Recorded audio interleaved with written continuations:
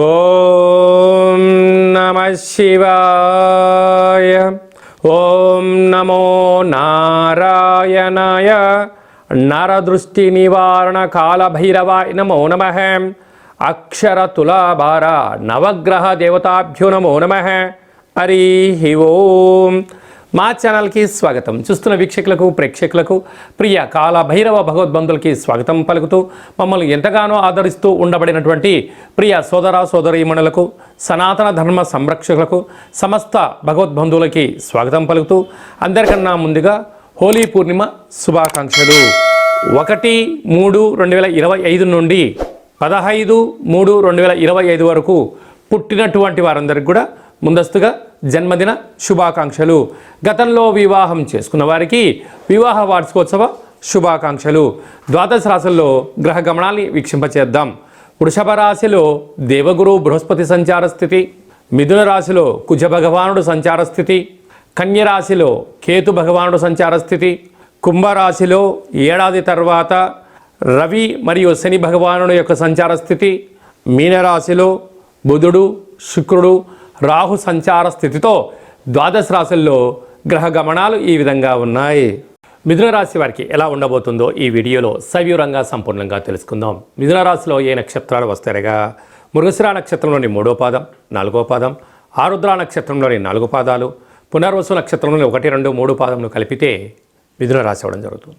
చాలామందికి పుట్టినటువంటి కాల సమయంలో డేటా ఆఫ్ బర్త్లు లేనటువంటి ఏకైక కారణం వలన పేరు యొక్క మొదటి అక్షరాన్ని అనుసరిస్తూ ఆ రాశిని తెలుసుకునే ప్రయత్నం చేద్దాం. కా, కీ, కు, ఖం, అజ్ఞ, ఛ, కే, కో, హ అక్షరాల వారందరూ కూడా మిథున రాశి జాతకులే. మిథున రాశి యొక్క అధిపతి బుధ భగవానుడు. రాశిలోనే కుజుడు సంచారం చేయడం వలన కుజదోష ప్రభావం కారణం వలన వీలైనంత వరకు ఆవేశానికి దూరంగా ఉండండి, ఆలోచనగా ఉండండి. దూరావాయు జల ప్రయాణాల్లో తొందరపాటు నిర్ణయాలు తగవు. మీ జన్మ నక్షత్రం రోజున పూర్ణిమ అమావాస్య తిథులు ఎందున కొత్త కార్యక్రమాలు ప్రారంభించకపోవడం ఉత్తమోత్తంగా భావించగలగాలి. అర్ధాష్టమ కేతు సంచార స్థితి ఉండడం వలన అంత తొందరగా కోపం వద్దు, అంత తొందరగా ఆనందము వద్దు. ఏది ఉన్నా దాంతో సర్దుకపోయే గుణం మీ దగ్గర ఉన్నంత వరకు మిమ్మల్ని ఎవరు డిస్టర్బెన్స్ చేయలేరు. సర్దుకపోలేకపోతే అనేక రకాల సమస్యలు మీ చుట్టే ఉంటాయని చెప్పి గమనించాలి. అదే కాకుండా భాగ్యస్థానంలో 30 ఏళ్ల తర్వాత శని భగవానుడి చేత రవి సంచారము చేయడం జరుగుతుంది. కనుక భార్యాభర్తల మధ్య విభేదాల కన్నా ప్రేమానురాగాలుగా ఉండే ప్రయత్నం చేయండి. ఏదైనా పరస్పరమైనటువంటి విభేదాలు అనిపించినప్పుడు ఒకరు మౌనంగా ఉండండి.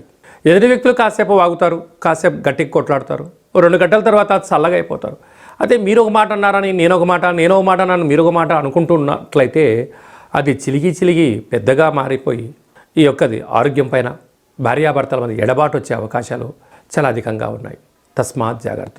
అదే కాకుండా రాజ్యస్థానంలో త్రిగ్రహ కూటమి బుధుడు రాహు శుక్ర సంచార స్థితి ఉండడం వలన ఉద్యోగము, ప్రమోషము, విదేశాలకు వెళ్ళాలి అనుకునే వారికి కూడా చాలా మంచి కాలం ఉంది.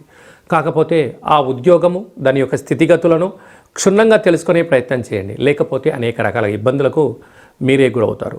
అలాగా వ్యయంలో దేవగురు బృహస్పతి సంచారం చేసినప్పుడు కొన్ని ఆర్థిక అసమానతత్వం, పెట్టుబడులు, ఆకర్షణ, లోన్స్, వేలకు డబ్బులు అందలేని పరిస్థితులు ఉన్నప్పుడు ఈ వీడియో మీరు చూస్తున్నారు అన్నట్లయితే మీరు నవగ్రహ దేవతలకు అక్షర తులాభార కార్యక్రమంలో పాల్గొనే సమయం ఆసన్నమైందని చెప్పి మీరు గుర్తుపెట్టుకోగలగాలి.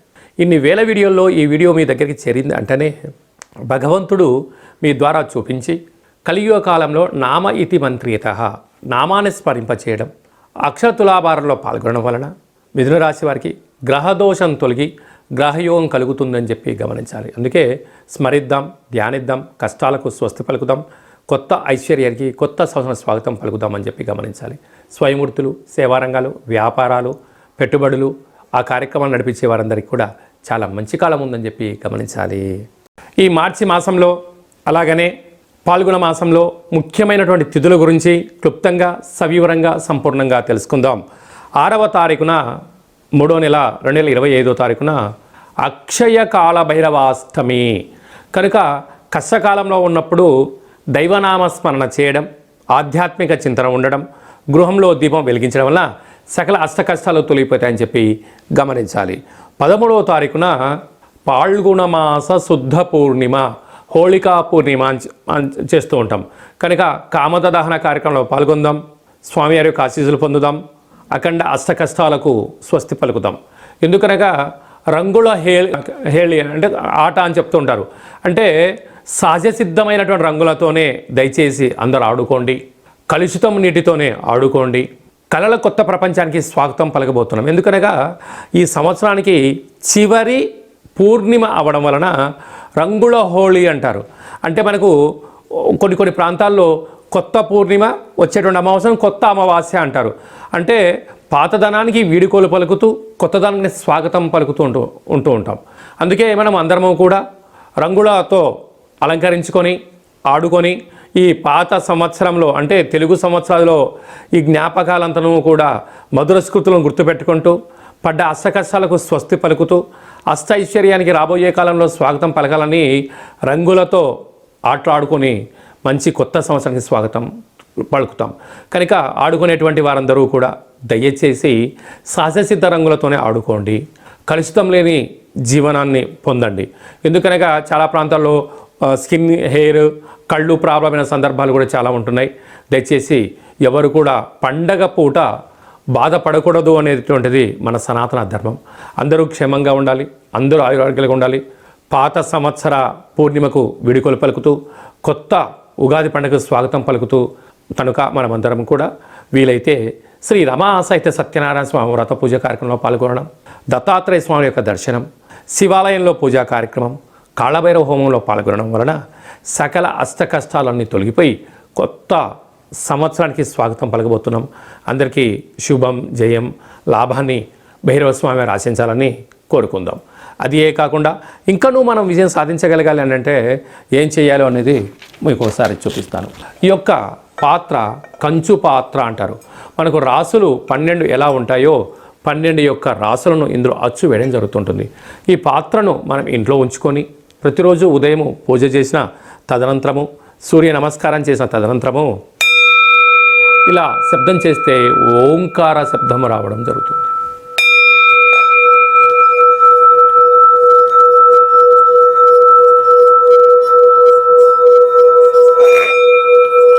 ఈ శబ్ద తరంగాన్ని ఇంట్లో సృష్టించడం వలన, ఓంకార శబ్దం వలన ఇంట్లో ఉండబడినటువంటి జ్యేష్ఠాదేవి అనగా దరిద్ర దేవత బయటికి వెళ్ళడం, లక్ష్మీమాత గృహంలోకి గళ్ళు గళ్ళుమంటూ రావడం జరుగుతుంది. కనుక ఈ కాళభైరవ స్వామికి అక్షయపాత్ర, కాళభైరవ స్వామికి పిరమిడ్ను, డాలరు, కంకణము మీకోసం ప్రత్యేకంగా కాళభైరవ హోమాన్ని చేయించి వీడియో కాల్ ద్వారా చూపించి 27 రకాల వస్తువులతో దిష్టి తీయించడం జరుగుతుందని చెప్పి కూడా గమనించాలి. అలాగే మనం నవగ్రహాల చేత బాధపడే వాళ్ళమందరము కూడా ఓ చిన్న రెమెడీ పరిహార కార్యక్రమాన్ని కూడా ఏర్పాటు చేయడం జరుగుతుంది. కళౌ వెంకటేశ్వర అంటారు. అంటే కలియుగ కాలంలో వెంకటేశ్వర స్వామిని స్మరించిన, ధ్యానించిన యోగదాయకం అని చెప్తారు. కనుక గ్రహ దోషాలు, సకల దోషాలు తొలగిపోయి వాటిని నశింపజేసే శక్తి భగవంతుడికి ఉంటుంది. అలాగని మనకు ప్రతి నెలలో మనకు ఆదివారము, సోమవారము, మంగళవారం అని చెప్పి 4 మంగళవారాలు, 4 శనివారాలు లేక 5 సోమవారాలు వస్తూ ఉంటాయి. ఇలాంటి కాల సమయంలో ఆదివారం పూట సూర్య భగవానునికి స్మరించడం, 27 సార్లు నామాన్ని వ్రాయడం, సోమవారం పూట చంద్రుని స్మరించడం, 27 నామాలు రాయడం. ఇలాగ వారంలో 7 రోజులకు 9 గ్రహాలకు నామ ఇతి మంత్రియత అంటే నామాన్ని స్మరించడం, నామాన్ని వ్రాయడం వలన భగవంతుడి యొక్క ఆశీస్సులు మన మీద ఉంటాయి. ఈ ఆదివారం రాసినటువంటి పత్రాలను మన యొక్క దేవాలయంలో నవగ్రహ తులాభార, అక్షర తులాభార మహోత్సవ కార్యక్రమాన్ని ఏర్పాటు చేయడం జరిగింది.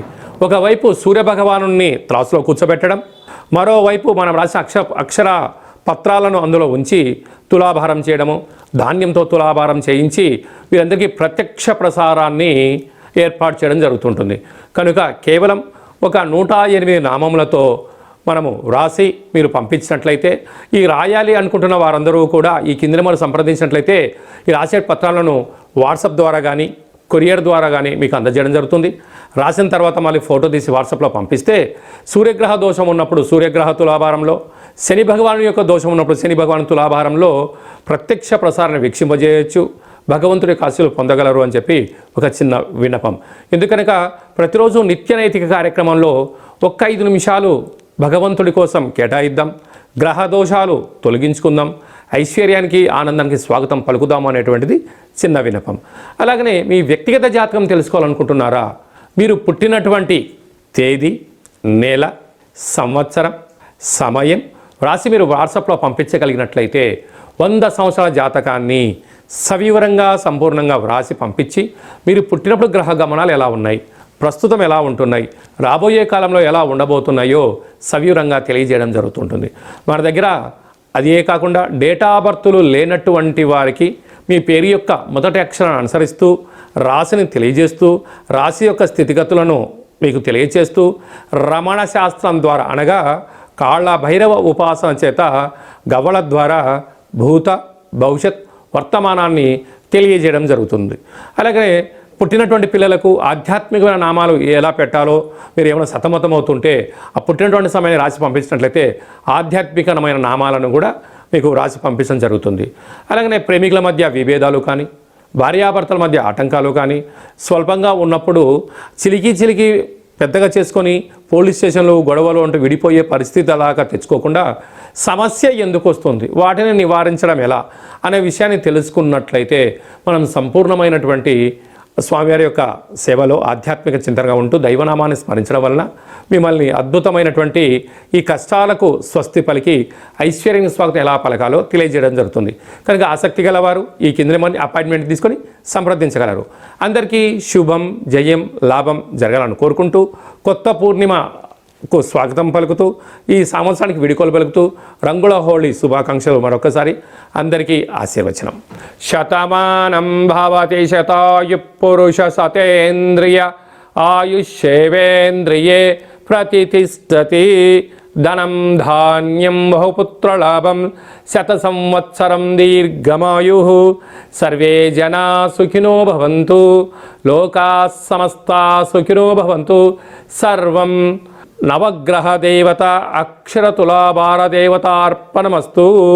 హరి ఓం.